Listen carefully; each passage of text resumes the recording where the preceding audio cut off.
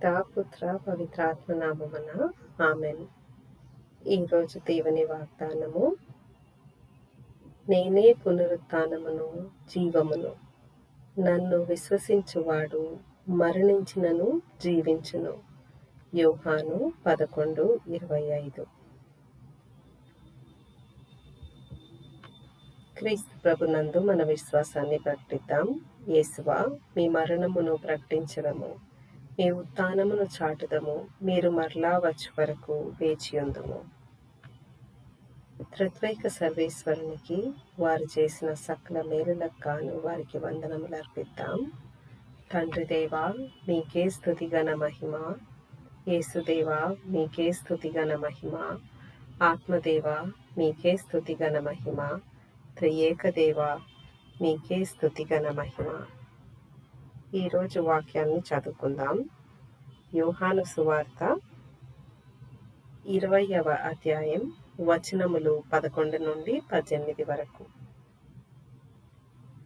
మరియా సమాధి బయట ఏడుస్తూ సమాధిలోకి వంగి చూడగా, తెల్లని దుస్తులు ధరించిన 2 దేవదూతలు యేసు దేహం ఉంచబడిన చోట తల వైపున కాళ్ల వైపున కూర్చుండటం ఆమె చూసింది.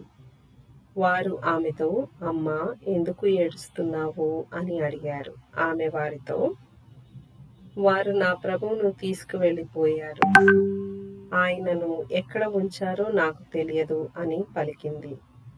ఆమె అలా చెప్పి వెనక్కి తిరిగి యేసు నిలబడి ఉన్నాడని చూసింది, కానీ ఆయన యేసు అని ఆమె గుర్తింపలేదు. యేసు ఆమెతో, అమ్మా, ఎందుకు ఏడుస్తున్నావు? ఎవరిని వెతుకుతున్నావు అని అడిగాను. ఆమె ఆయన తోటమాలి అని అనుకొని, అయ్యా, నువ్వు ఆయనను ఎక్కడ ఉంచావో చెప్పు, నేను ఆయనను తీసుకెళ్తాను అని అడిగింది. యేసు ఆమెను మరియమ్మా అని పిలిచారు.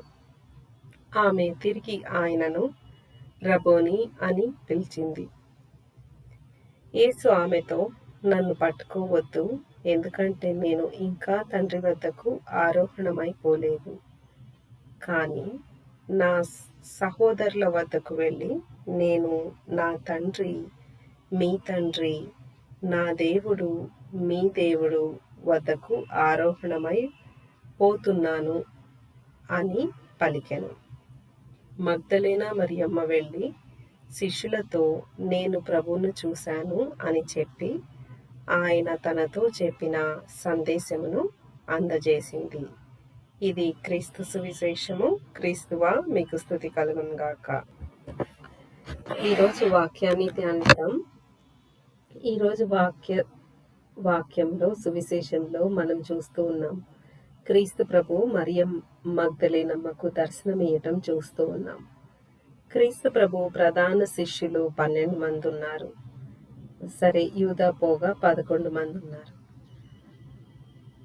వారికి దర్శనం ఇవ్వకుండా క్రీస్తు ప్రభు మొదటగా తనను ఎంతో ఆరాధించే, ఎంతో ప్రేమించే మరియ మగ్దలేనమ్మకు దర్శనమిస్తూ ఉన్నారు. ఆ రోజుల్లో స్త్రీలు చాలా అణగారిన వర్గంలాగా ఉన్నారు కదా. అయినా కూడా క్రీస్తు ప్రభు స్త్రీలకు ఇంపార్టెన్స్ ఇస్తూ ఫస్ట్ దర్శనం ఇవ్వటం కూడా స్త్రీకి ఇచ్చారు. అంతేకాకుండా ఆమెనే మొదట శుభవార్త ప్రకటించింది, క్రీస్తు ప్రభు ఉత్థానమయ్యారు అని కదా. మరి ఎంతటి ధన్యం. మరి గమనించినట్లయితే ముఖ్యంగా పోప్ ఫ్రాన్సిస్ గారి ఆత్మకు నిత్య విశ్రాంతి కలగాలని ప్రార్థిస్తున్నాము. అంతేకాకుండా పోప్ ఫ్రాన్సిస్ గారు ఎంతో చాలా అడ్వాన్స్డ్ థింకింగ్తోని వారు శిష్యుల పాదాలు కడిగేటప్పుడు కూడా స్త్రీలు పురుషులు ఇద్దరు ఉండొచ్చు అని చెప్పి ఒక 6 స్త్రీలని 6 పురుషుల్ని ఎన్నిక చేయటం కూడా జరిగింది ఈ సంవత్సరం. అంతేకాకుండా ఆల్టర్ సర్వింగ్లో అమ్మాయిలు ఉండటము ఎప్పటి నుండో మనం చూస్తూ ఉన్నాం. మరి క్రీస్తు ప్రభుని ఆరాధించటంలో, ప్రేమించటంలో, శిష్యరికంలో స్త్రీలకు కూడా ఎంతో ప్రాధాన్యత చనిపోయిన పోపు గారు ఇచ్చారు. అంతేకాకుండా క్రీస్తు ప్రభు ఆ రోజుల్లోనే ఆయన ఎంతో ఇంపార్టెన్స్ ఇచ్చారు. మరి మనం స్త్రీలుగా డెఫినెట్‌గా స్త్రీలు భక్తి భావంలో బెటర్‌గా ఉంటారు పురుషుల కంటే. మరి సువార్తను ప్రకటించటంలో మనం తక్కువ చూస్తుంటాం స్త్రీలను. ఎక్కువ ఫాదర్స్, పాస్టర్స్, పురుషులే ఎక్కువ సువార్త పరిచర్యలో ఉంటారు. మరి క్రీస్తు ప్రభు మన పట్ల ఇంత ఇంపార్టెన్స్ కనపరిచినప్పుడు మనం కూడా యాక్టివ్‌గా ఆయన సువార్త పరిచర్యలో పాలు పంచుకుందాం. ఎలాగైతే మరియ మగ్దలీన చాటిందో క్రీస్తు ప్రభు ఉత్థానమయ్యారని, అదేవిధంగా మనం కూడా ఆ ప్రభు సువార్తను ఇతరులకు పంచటంలో మనం కూడా యాక్టివ్‌గా పార్టిసిపేట్ చేద్దాం. ప్రార్థించుదాము. ఓ ప్రియ పరలోకపు తండ్రి, ఓ ఫ్రాన్సిస్ గారి ఆత్మకు నిత్య విశ్రాంతిని దయచేయండి అయ్యా.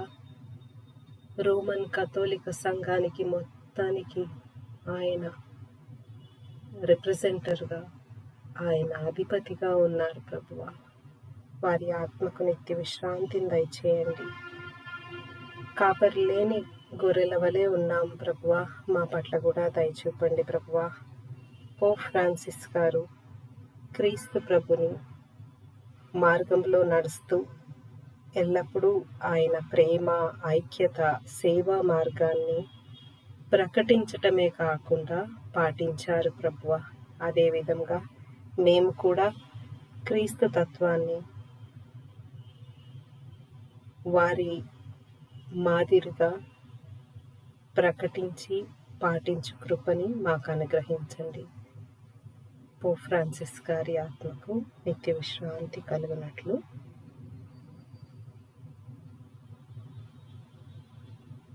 మేము అర్థిస్తున్నాము. ఓ తండ్రి దేవా, యేసు దేవా, పవిత్రాత్మ సర్వేశ్వరుడా, ఆమేన్.